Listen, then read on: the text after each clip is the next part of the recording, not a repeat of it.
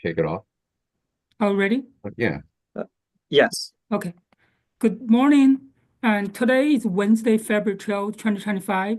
And this is our virtual meeting for Howard County delegation meeting. And we have a packed agenda today. The first one on our agenda, we are welcoming Senator Chris Van Hollen at the briefing.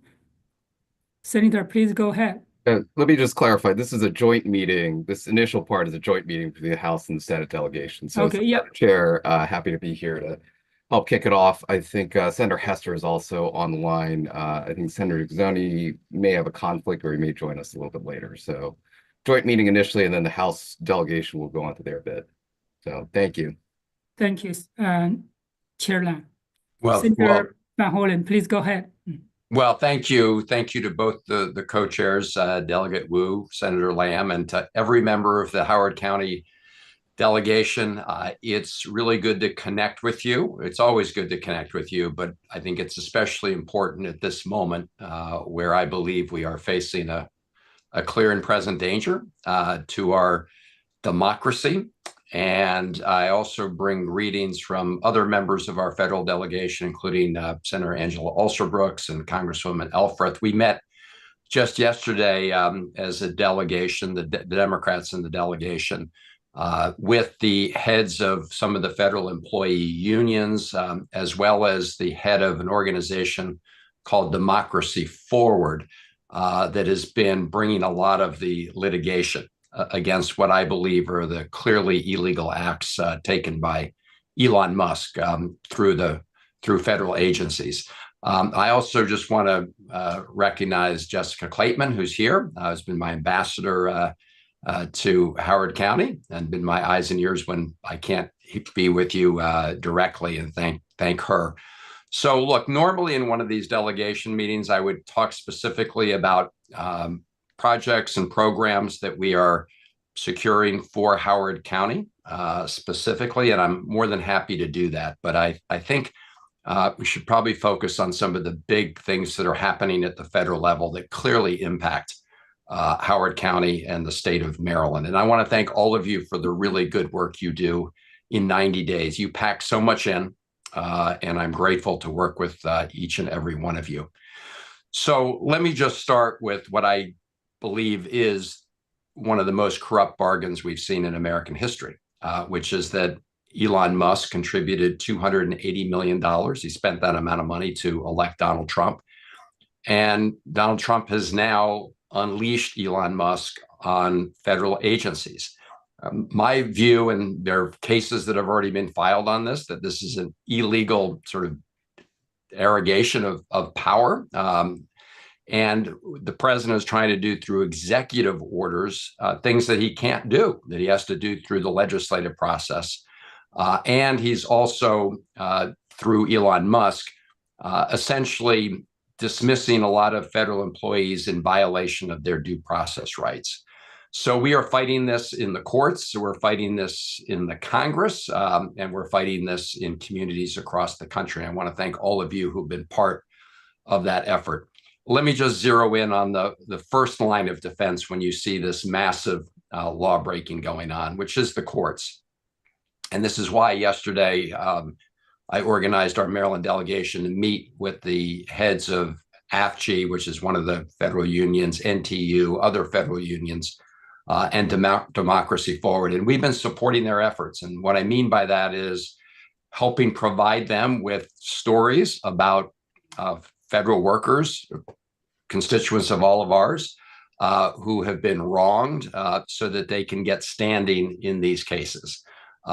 Also passing along information from whistleblowers whose identity we work hard to protect, who are willing to testify about illegal activities happening within these agencies by Elon Musk. And we've seen over 60 cases now filed, and many, many TROs issued, temporary restraining orders, including many, I should say, by Maryland Federal District Court judges.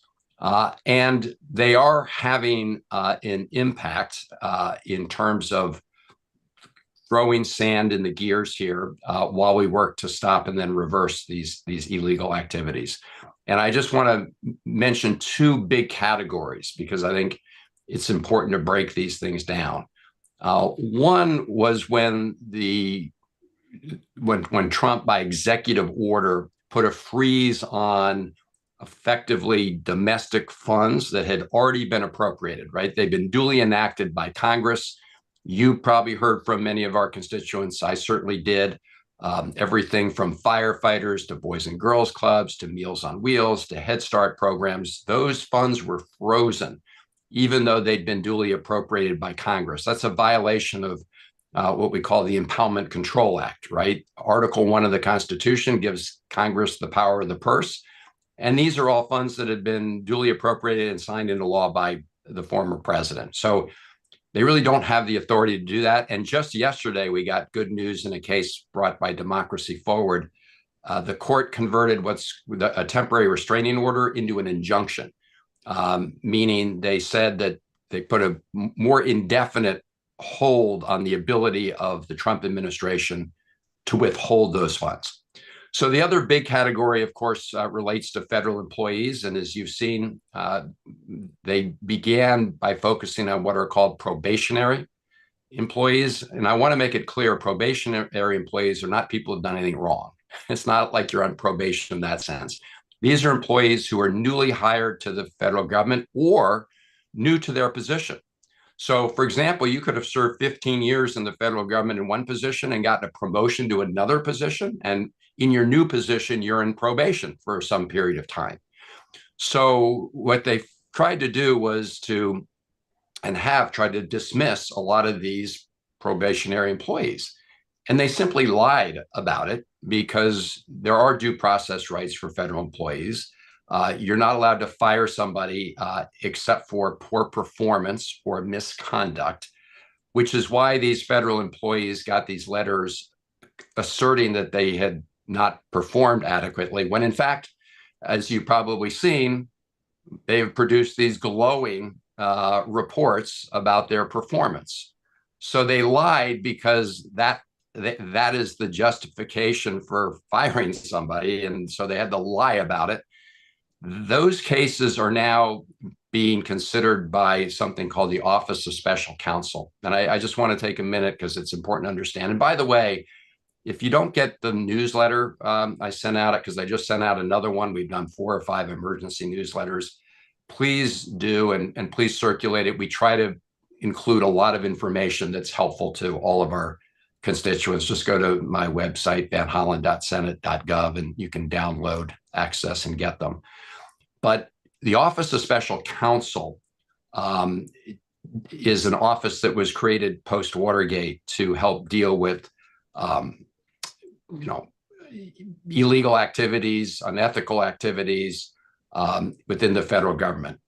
And one of the first things that President Trump tried to do or did was fire the head of the Office of Special Counsel. Now, the Office of Special Counsel head then appealed that firing and said it was illegal because this is Office of Special Counsel is a institution created by Congress. It's in law. And so it went up to the Supreme Court, and the Supreme Court let stand a temporary restraining order that prevented the firing of this individual. Okay, so that individual is still in place, and he has now initiated cases on behalf of 6 probationary federal employees who are representative of the larger class of probationary employees, and has filed an action with what's called the Merit Systems Protection Board. And they're supposed to make some kind of decision in the next couple of days. And I going into this detail because they are important. And as I said, these are representatives of the greater class of probationary employees. And so if they're successful, then that could provide relief for everybody. Our goal is to ultimately reinstate these federal employees and provide those protections. So those are just a couple of lawsuits. There are other lawsuits, of course, around the country that have put a freeze For example, on the executive order, claiming that if you're born here, you're not a citizen. There are a whole slew of them. But my point is that the courts have been very active, and we've been working with those lawyers on that front. Two other important big things coming up. And I'm going to start with what's called the budget reconciliation process. I know you've all been hearing a lot about it because of its potential impact on Medicaid and Medicaid funding for the state of Maryland. So just last night, the House Republicans passed their budget resolution, which sets up the framework for the next action. And the next action would be massive tax cuts for the very wealthy in America, paid for by cuts to things like Medicaid or SNAP programs, nutrition programs, and other programs that benefit the entire country. So tax relief for the rich at the expense of pretty much everybody else in America. That's what their budget resolution sets up, and they passed it, as you probably saw, by maybe one vote. The Senate, we were up till about 5:30 a.m. last week passing their version of a budget resolution, and these are all, again, setting the framework for their next steps, which allow them to pass things in the Senate with a pure majority vote and not subject to any 60-vote requirement. That's why they set it up this way. So we're going to be fighting that. This is why public mobilization of public opinion is important. You may remember during the first Trump administration, the House of Representatives, which was majority Republican, repealed the Affordable Care Act, and we saved the Affordable Care Act by one vote in the United States Senate. So this is why it's very important that people from around the country mobilize in opposition to what is shaping up to be this big tax cut for the wealthy, paid for by everybody else. It would also have a huge increase in the deficit, by the way, because they don't fully offset it. And finally, the other big event coming up is March 14th, which is when the current appropriations expires. We're operating at the federal level under a continuing resolution since last October. Our fiscal year runs from October 1 through September 30th, and that expires on March 14th. And so we are still waiting to see what proposal Republicans put forward with respect to the budget. We will certainly oppose anything that provides, harmful cuts to ongoing services for the American people. So I'm trying to speed through these, touching those big items. The big items, of course, are what's happening with the illegal Elon Musk operation, this reconciliation bill, budget effort, and then the appropriations bill. Let me end there, and I'm happy to try and answer any questions or take any comments. Thank you, Senator Van Hollen. We really appreciate your fighting in the Capitol Hill. I read your newsletters. I feel really informative. Thank you very much.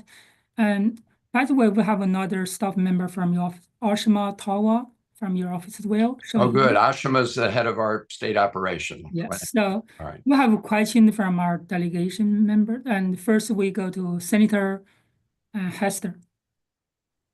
Good morning, everyone. And Senator Van Hollen, thank you for fighting the good fight. I just really wish you strength and perseverance over the next few days. I have three questions, which maybe, Ashima can get back to me, offline, or you can answer now. I don't know. The first is I had a request from somebody in ECM. They're trying to raise the unemployment wage that we currently give in the state, and they were wondering if you would consider writing a letter in support of that raise. So that was kind of one question. The second is I've had a lot of people reach out to me because I used to do a lot of work with USAID who are now unemployed. And some of them are looking for jobs, but some of them just really want to join the fight and they don't quite know how. So I don't know if there's if you would send them to Democracy Forward, or there are other places where they can really put their excellent talent to good use. And the third is, given my interest in artificial intelligence, the trajectory I see is that Elon Musk, guts the federal government and then distributes all of our benefits using AI tools, which, as we know, can be coded either maliciously or they can hallucinate. And so I'm trying to figure out how we protect Marylanders' data so that it can't be used in these high consequential decisions. And I'm wondering if there's someone on your team who's like an expert on that I could work with. Sure. Senator Hester, thanks for raising all those issues, and it's been good to work with you on a whole range of things.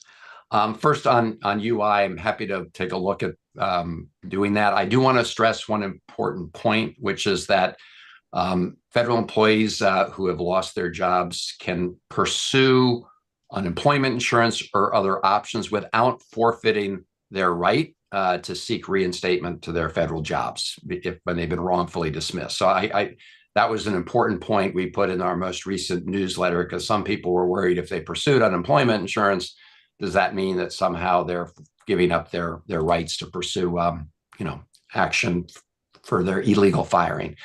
Right. And you can do both.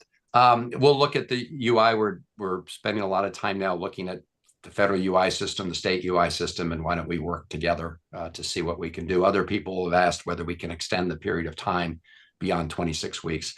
Look, on USAID, this is an outrageous action. I helped organize that first protest outside the AID building when we tried to get in, and the Musk people kept us out.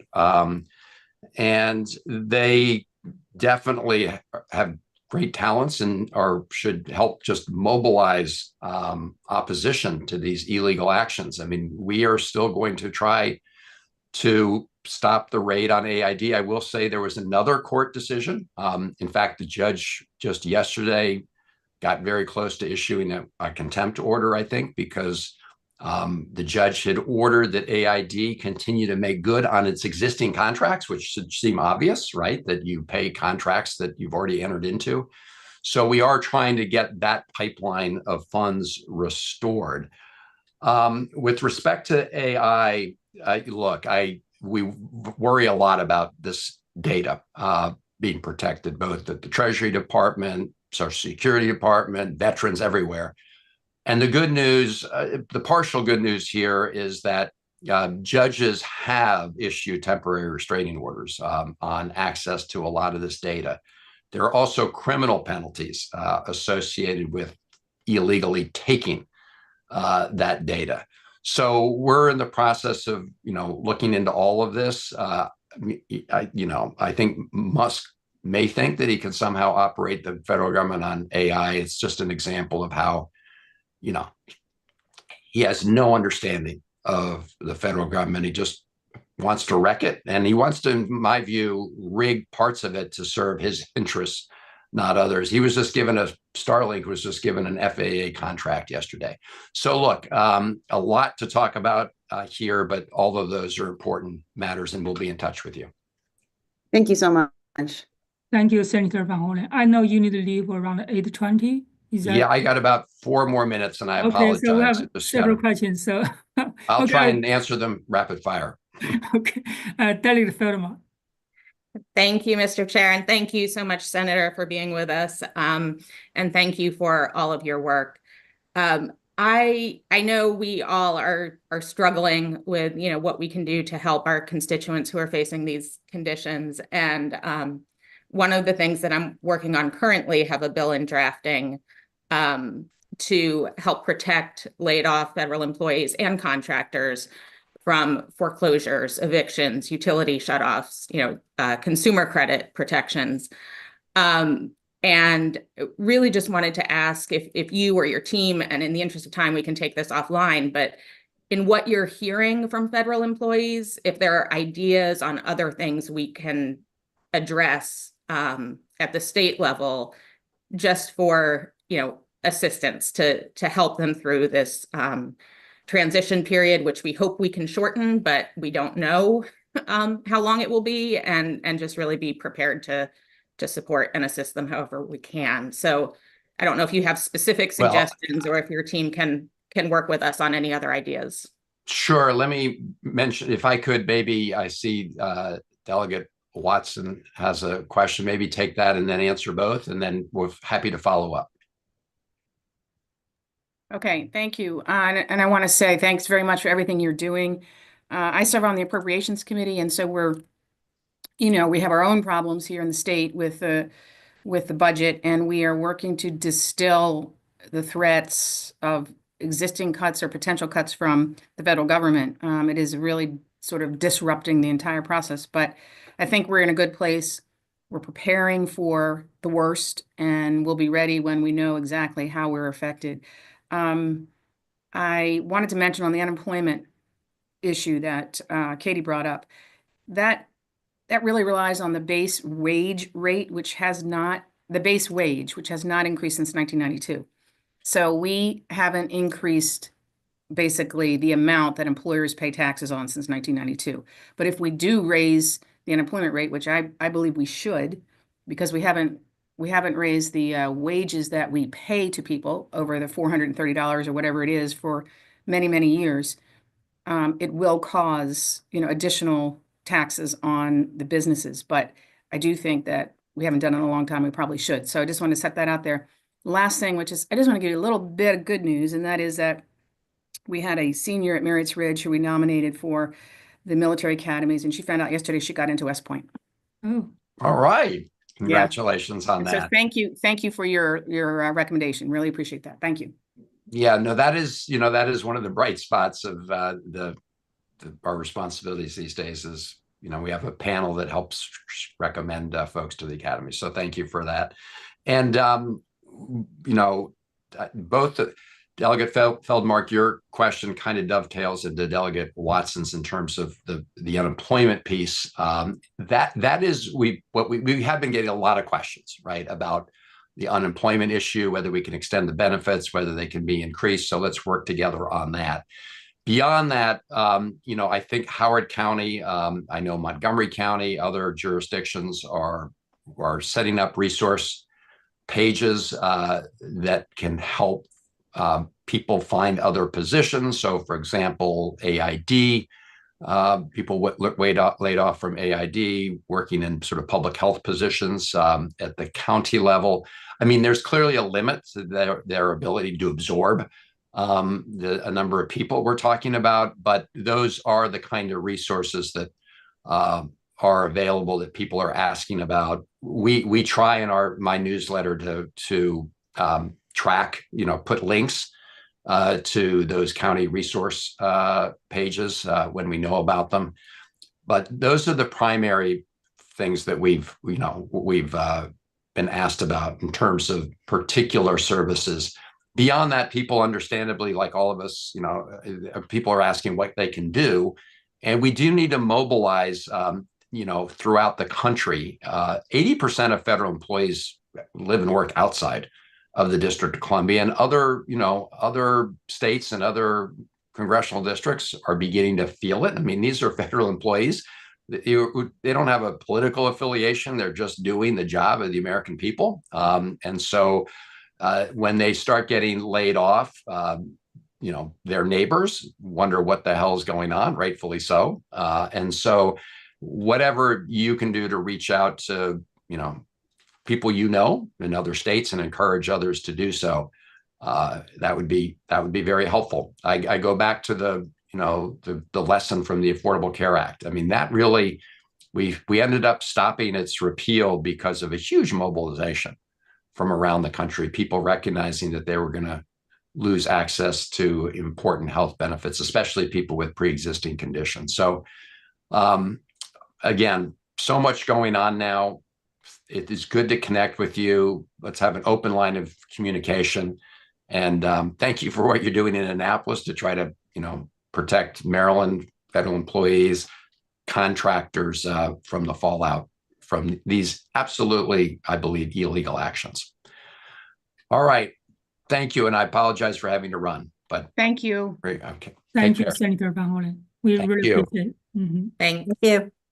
Okay, so we come back to DLS report. So we have Miss Valerie Monroe. Is that right? Yeah, good morning. I will have Hiram or Arnold introduce us. Thank you. Okay. Good morning, Chair Wu. Good morning, Chair Lam. My name is Arnold Aja, and I'm a policy analyst with DLS. In the interest of time, I will be giving a high-level presentation of the state aid to Howard County, just touching on some key highlights of the aid to the county government, to the public school system, and then ending with the impact of the governor's proposed reductions. After my presentation, Valerie Monroe, another analyst with DLS, will show you how to access our local government resources. And also here with us is one of our legislative managers, Hiram Birch, who will provide support and help answer any questions that you may have. So Valerie will be sharing her screen and the report. Yeah, can you please give me share screen access? Thank you. You should be able to share your screen. Yeah, it still says host disable screen sharing.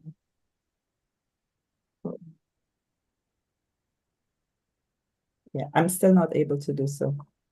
Okay, try now.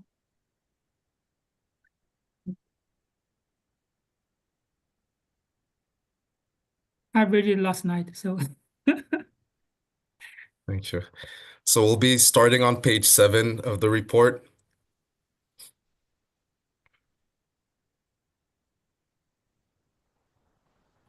And so this page breaks out state aid by unit of local government. In fiscal 2026, Howard County will receive $523.5 million in state aid. $443.4 million is direct aid. An additional $80.2 million is provided for retirement payments.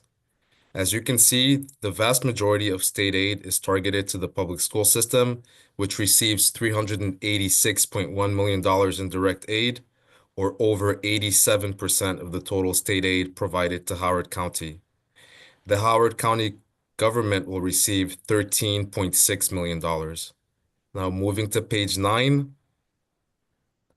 Compared to fiscal 2025, state aid to Howard County increases by $26.3 million.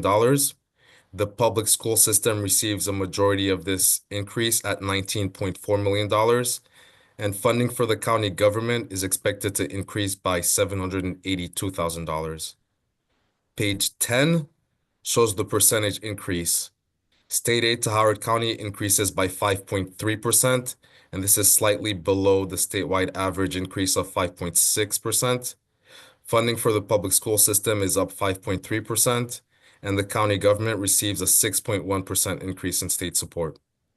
Now, shifting our focus to some of the key components of state aid to the county government, page 23 shows that Howard County will receive $5 million in funding under the existing police aid formula. And the majority of state funding under this program is based on population density, by which urban jurisdictions with a high population density receive a higher per capita amount. Page 24 can see that Howard County will receive an additional $812,000 under the Police Aid Enhancement Program, which provides funding based on the number of violent crime offenses occurring within each jurisdiction. And this is the 4th year that the budget has included funding for this purpose.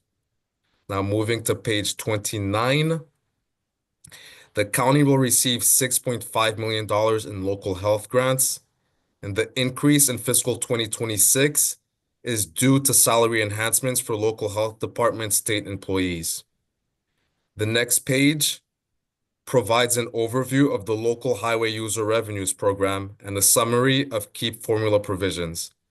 I would like to note that in fiscal 2028, funding under the program, which is allocated based on the local share of the revenues in the gasoline and motor vehicle revenue account, will revert back to the level provided in fiscal 2024.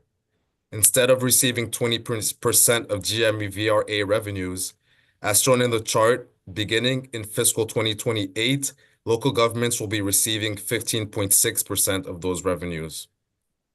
Page 32 shows you the 5-year funding trend under the program. As you can see, the county will receive $6.3 million in fiscal 2026, which is a 13.9% increase over the prior year. We will now shift our focus to education aid. And as I mentioned earlier, the majority of state aid is provided to the Howard County Public School System. Page 41 shows that the public school system will receive $459.4 million, which includes both direct aid and teachers' retirement payments. On a per pupil basis, Howard County is ranked 19th, below the statewide average. Page 42 breaks down the funding for direct aid and teachers' retirement payments. The vast majority of the direct aid is targeted to at-risk students and also based on local wealth. And as you can see, jurisdictions with a lower tax base receive a considerable amount of state support on a per pupil basis compared to some of the more affluent jurisdictions. Funding for teachers' retirement payments is based on the retirement cost and the salary base of the local school system, not on local wealth.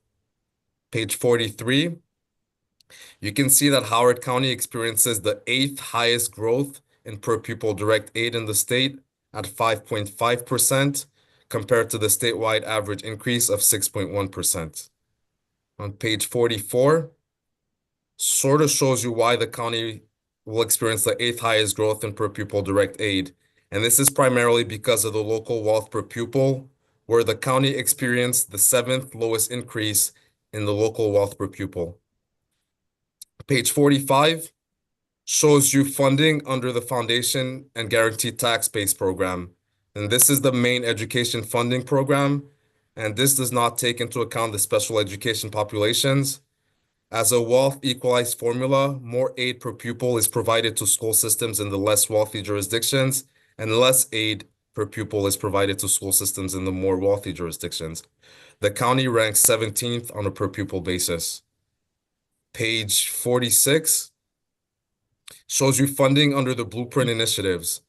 Funding is primarily targeted to schools with a high concentration of poverty, and Howard County will receive $13.5 million in fiscal 2026, which translates to $243 per pupil, tied for the second lowest amount in the state, and that has to do with the low concentration of poverty in the county. Page 47 shows you the funding provided to the 3 at-risk populations. Around $3 billion is provided for these efforts, and Howard County will receive over $95 million, and on a per pupil basis, it's ranked the second lowest. Now moving to student enrollment on page 56, provides insight into student enrollment growth. The county will experience a 0.2% decrease in student enrollment compared to a 0.1% decrease statewide. Page 57 shows you the students eligible for free and reduced price meals. And what is noteworthy here is that over half of the students statewide are eligible for free and reduced price meals. In Howard County, around 30% of students are eligible for free and reduced price meals, which is the 3rd lowest in the state. Page 58 shows the students identified as English language learners. As you can see, the county is ranked 10th in terms of the share of students requiring language services, below the statewide average. Page 59 provides insight on students receiving special education services. The county ranks 13th, slightly below the state average. Page 62 provides information on the racial composition of the student body, and around 70% of the student enrollment is made up of minorities. And here the county ranks first in the share of Asian students at over 23% of student enrollment. Now, finally, I will provide more detail on the governor's proposed reductions and their impact on Howard County. And this starts on page 11 of the report. But first, I would like to stress that the numbers that were provided in this presentation already account for these reductions. Under the governor's budget plan, which includes both the Budget Reconciliation and Financing Act and its administration education bills, Senate Bill 429 and its cross-file House Bill 504, he is proposing around $263 million in state aid reductions. The vast majority of this decrease affects the public school system. It includes a reduction in per pupil funding under the Collaborative Learning Program, It will require the school system to pay more for non-public placements. Under this cost share structure, the locals will be responsible to pay more. And the county government will also be required to provide more in retirement payments for both the public school and the community college system. In addition to the state aid reductions, under the property tax assessments cost share, the governor is proposing the county to pay 90% of the cost for property assessments, which is currently being shared 50-50 between the state and the local governments. Page 12 shows you the impact of the reductions on Howard County. You can see that of the $263 million in reductions to state aid to Howard County will decrease by $13.9 million. In addition, the county government will be required to pay an additional $1 million for property assessments. All in all, the total impact on Howard County is around $15 million decrease in state support. Page 13 breaks down the reductions by responsibilities. The school system will be responsible to pay for the non-public placements. The county government will be responsible for both retirement payments, and the collaborative learning is just a reduction in funding. Page 14 shows the proposed state-local cost shift, and this reflects the cost that the state currently pays that Howard County will be required to cover. The county government will have to cover the funds for teacher retirement, community college retirement, and property assessments, and the public school system will be responsible for the non-public placements. I will now turn it over to Valerie. Thank you, Arnold. So is it question time? Yeah, I want to just give you a quick walkthrough of our of our local government reports on our website. If you can just indulge me for 2 or 3 minutes. Just give me 1 moment. Yes, thank you again. So I know that was a lot of information to digest, so I just want to give you a quick walkthrough of our website. So if you start on the Maryland General Assembly website and you go to the Legislative Services tab on the right, this will take you to the Department of Legislative Services website. And to access our state aid reports, you must select the Budget tab here. And right under the Budget tab is the State Aid to Local Governments tab. So once you select this tab, here you can find all of our state aid resources.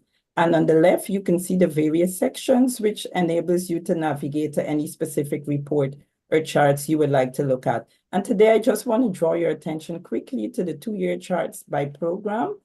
And this presents the information by area and by program for fiscal 25 and fiscal 26.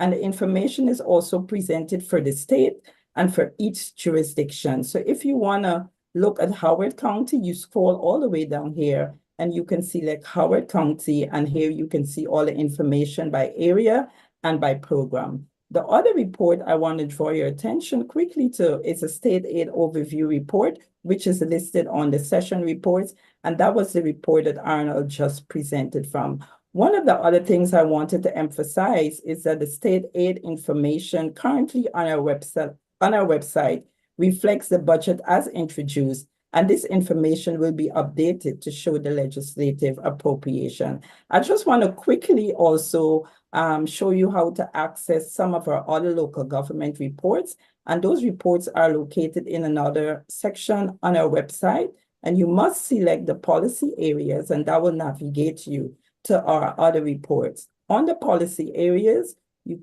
scroll all the way to the Intergovernmental tab, and here you can find our annual fiscal reports.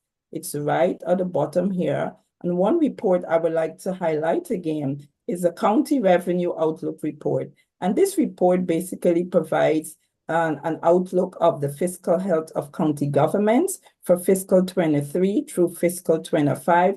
And it's an excellent resource to look at in conjunction with the state aid report. Another very important report I would like to also highlight is a local government overview report. And this report has a wealth of information on demographic indicators, local government finances, local tax rates, local revenue growth, and we also provide information on public school funding by state, local, and by federal. So again, I just want to say thank you for giving us this opportunity to present. And if after you have gone through our website, you have any questions, feel free to reach out to us. So I just want to turn it over to the chair, and we are open for any questions. Thank you. Thank you, Valerie, and Arnold for the introduction. Any questions, please raise your hand. So Delegate Feldman. Thank you, Mr. Chair, and thank you very much for this presentation. It was a lot moving quickly, but one of the things I wanted to ask about is going back to the local highway user revenue.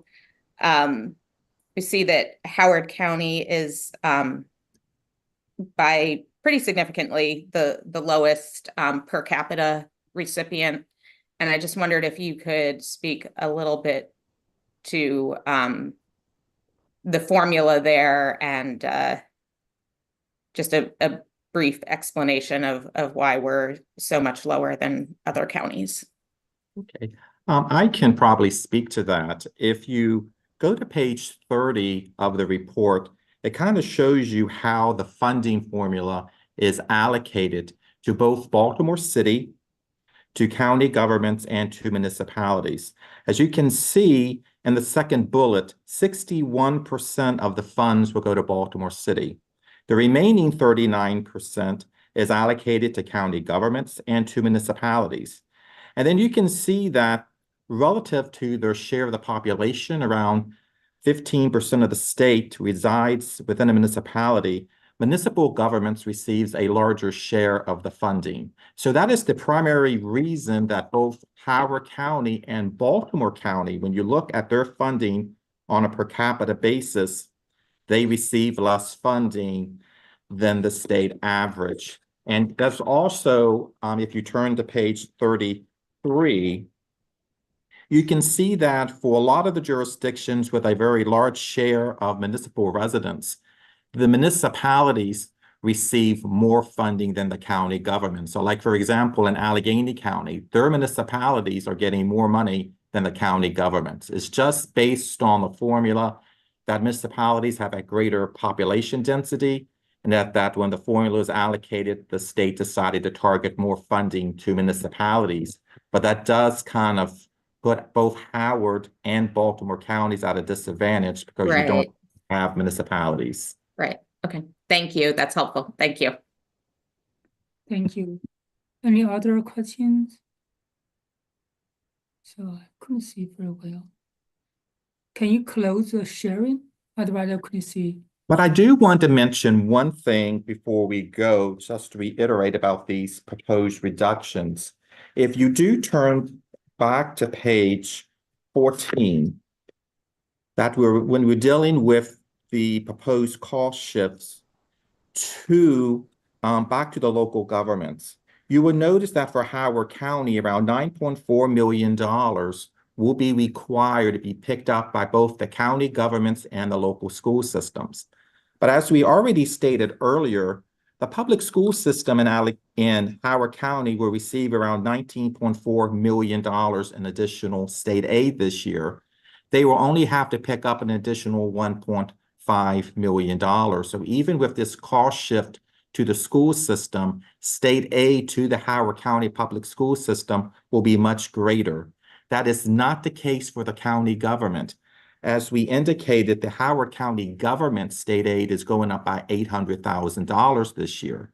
However, the county government will have to pick up an additional $8 million in state cost. That is the $6.7 million in teachers' retirement cost, the additional $200,000 in community college retirement cost, and $1 million in property assessments cost. So the county government will be receiving, even with their increase in state aid, with these cost shifts, it will be a negative impact to the county government. The one bright spot is that if we turn to page 16, is that property assessments, which is one of the main revenue sources for county governments is still realizing very strong increases. And it's estimated that in the current fiscal year, FY25, Howard County is projecting around a $57.2 million increase in their property tax revenues. And we do believe that going forward, even if you keep the tax rate the same, they should be receiving significant increases in their property tax revenues. So that is one way that some of these reductions can be offset, is through their existing tax base. So we just wanted to highlight that. But when you look at all of these reductions, you really got to focus on the unit of local government that's actually paying for it. And under this budget plan, it's the county governments that are picking up most of the cost, not the local school systems. Mr. Birch, can you stay on this page? I don't see other hands raised. I have a question. So does this mean, if I look at this number, right? Last night I just feel, for example, Garrett County, their tax increase for that group increased by 50%. Is that right? What happens is, what this is showing is that if you look at the top of the page, you see different groups. Yes. In Maryland, property assessments are conducted once every 3 years by the State Department of Assessments and Taxation. So what you're looking at for group one, that for Howard County, for that one group, their average property assessments went up by 19.5%, but that's over a 3-year period, because that group wasn't reassessed. The last time that group was reassessed was in 2022. So you're looking at the growth over a 3-year period. And then with our homestead tax credit program, assessments are phased in based on your homestead cap. So that 19.5%, for most jurisdictions, it will be growing by 5% a year.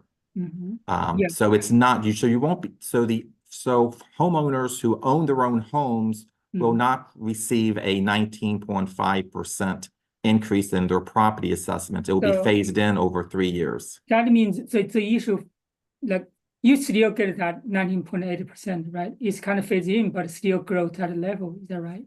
Correct. It's still increasing, but it increases over a 3-year period, up to the annual amount in your homestead cap. For example, in Talbot County, they have a 0% homestead cap. So for people who own their own homes as their primary residence, their assessments never increase. It stays the same as when they purchased the home. I see. Okay. So one way that jurisdictions, even with the homestead cap, assessments can increase is when a property is sold to a new owner, those assessments are rebased back to the market value. And so that is one way that even with the homestead, you still have growth in the overall assessable base for the counties, is that when homes are sold and transfer, the assessments rebase back to market value. I see Howard County pretty high. Then I look at the Garrett County, right? That's 50%. That's kind of yeah. What you see with Garrett County is Garrett County is very unique, in that even though it's a disparity grant county with very low income, due to Deep Creek Lake, they have a lot of vacation homes and second homes, and there was a lot of renewed interest in Garrett County, particularly with the COVID.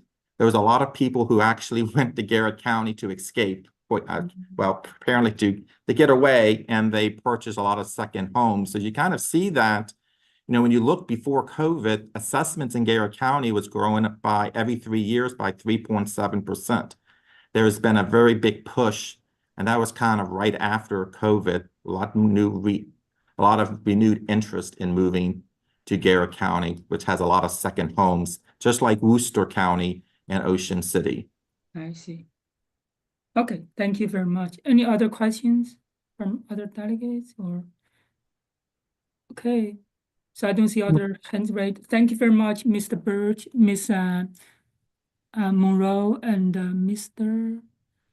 Ardja. Yeah, thank you very much for coming today. We really appreciate it. I think if we have questions, we can reach out to your office. Is that right? Absolutely. And we also have hard copies of our reports that we can distribute to your office later today.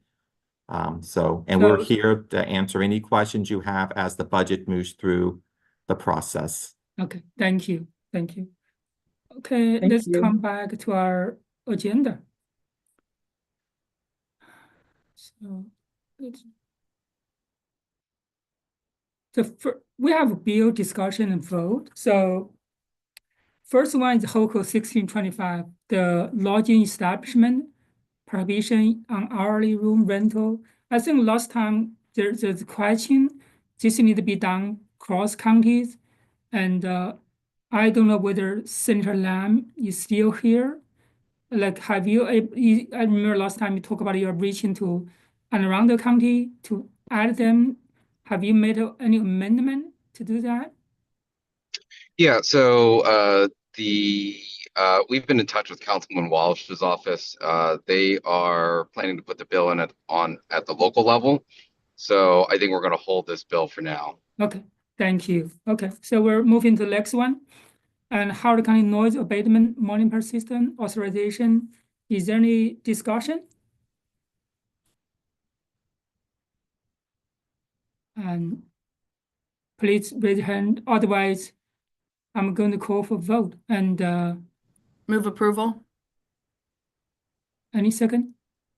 Second. Okay. Ms. Jerry, did you capture that? Yes, so this Okay. is on HOCO 17, the noise abatement monitoring system. Chair Yes. Delegate Atterbury, Yes. Delegate Feldmark, Yes. Delegate Gazoni, Yes. Delegate Hill, Yes. Delegate Tarasa, She's sick, so just Okay. mark her. Delegate Watson, Yes. Delegate Ziegler. Yes. The bill passes.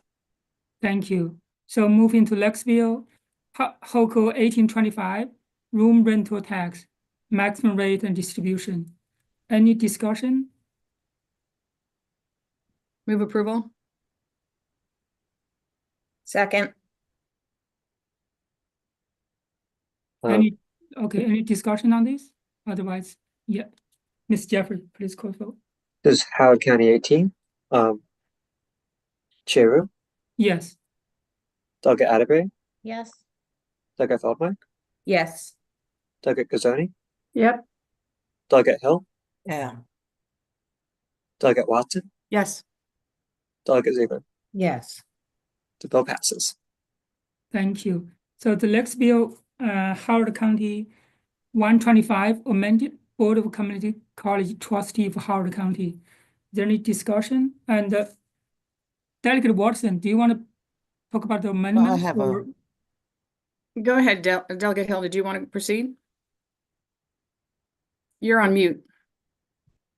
Okay, thank you. Yeah, so I had a amendment it's been sent around to all of you. I wanted to just briefly go through the details, but because I know Delegate Watson has an amendment that I think will supersede it, that is superior to it. I will not offer it, but I did want to at least mention that amendment. If that's all right, Mr. Chair. Yeah, please go ahead. Thank you. All right.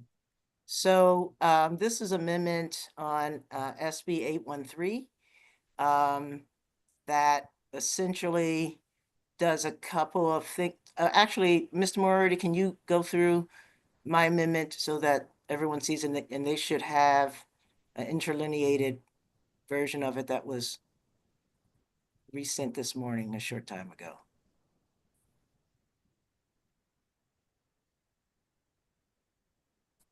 Can everybody see? Yes. Okay, thank you. So what this bill does is a number of things. First of all, if you look at the interlineated copy on on page 2 here, it would alter the training provision so that it would say, as part of ongoing training for board members and at least every 2 years, the board members should undergo training specific to board governance, structure, responsibilities, and roles. The training required would be provided by an organization rather than an independent nonprofit. It now says widely respected in the area of training for nonprofit boards. The amendment also would replace the the contract renewal process and adds language in relation to a process for filling a vacant seat on the Board of Community College Trustees for Howard County.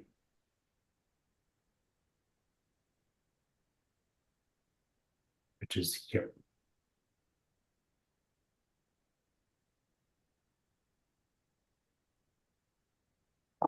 Delegate Hill, how do you want to just look at this? So, or- yeah, and that last portion in discussion with the groups involved, which are the delegation senators and the Board of Trustees. My understanding is that some more formal way of communicating about nominees can be done without it going into statute. So at this point, I will not offer this amendment, and I defer to Delegate Watson. Okay, thank you. Delegate Atterbury. So thank you, Mr. Chair.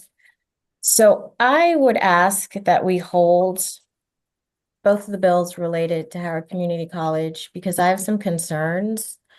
My first concern, which I got information on last night, and I think everyone else did, is that language in the legislation could jeopardize Howard Community College based on undue political influence, and I think we need to take a look at that.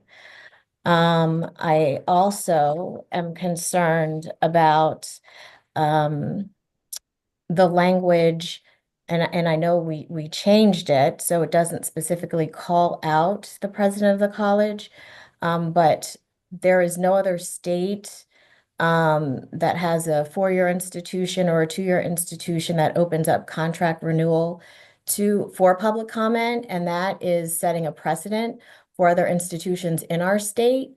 And so I think we need to think about the implications of that as well.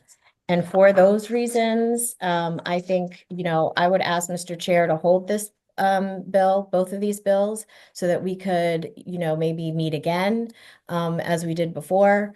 And have some serious conversations about this. Okay, thank you, Delegate Atterbury. And Delegate Watson, do you still want to talk about your amendment, or? I will just mention that the amendment is, the senators asked me to file this amendment, which matches the amendment that they put on the bill yesterday and is the result of conversations that they all had with all of us and with the Board of Trustees of the college. The board is aware of the amendment, and I think Delegate Atterbury brings up the letter from the organization that provides accreditation to Howard Community College. And it was a long letter. It's certainly worth taking a look at. My read on that letter was, though, that the language in the bill is not a problem, but it is, I think what they were alluding to in the letter is there could be political interference in a lot of different ways, but if this is implemented in a way, it could potentially impact accreditation. However, it seemed to give us a green light on the language, but I do think it's not a bad idea to take some time to review it if there is a concern about it. And other than that, let's see, that's it. So Okay. I don't have a problem if she wants to hold it and take another look at it. Sure. How about have similar meetings as last time and talk about by groups and then see what you want to move forward, because we want to catch the deadline as well. I think we try to get the bill through, right? What, March something? Okay. Yeah. Okay. Let's hold this bill and let's talk about offline. Anything else, everyone? Oh, Senator Lamb, are you still here? I don't know. Okay, so I just want reach out to Senator Lamb about the 2 House bills, right? They have not voted. Make sure they're a good vote on that. But let me just clarify. the Chair Atterbury said 2 bills. But I think, did she mean the bill and the amendment? She wanted to hold 2 bills. I think, Yes, yeah, thank you, Delegate Watson. And Mr. Chair, I'd also note, I mean, I think Chair Atterbury, Delegate Atterbury makes an excellent point. And the amendment that I did not advance actually removed that entire section that is in question. So I did not move the amendment, but I wanted to stay within our toolkit. Okay, thank you. I think let's talk about that again, right? Make sure we have consensus before we vote or have further discussion. I really appreciate everyone put forward your ideas and make sure we're doing this right. And do I have other questions? Okay, I want to recognize Dara and Marina here. Thank you very much for staying the whole morning. And then you all can go to your women's caucus, right? So thank you. So the meeting is adjourned.